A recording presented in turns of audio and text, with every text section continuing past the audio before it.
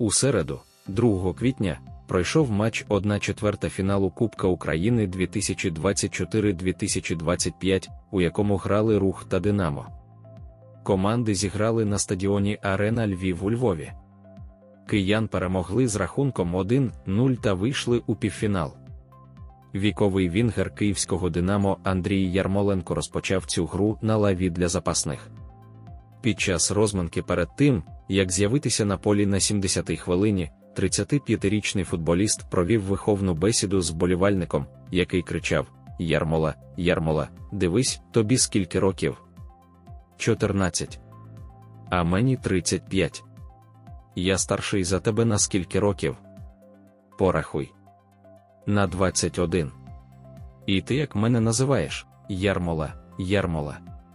Напишіть в коментарях, чи правий Ярмоленко в цій ситуації.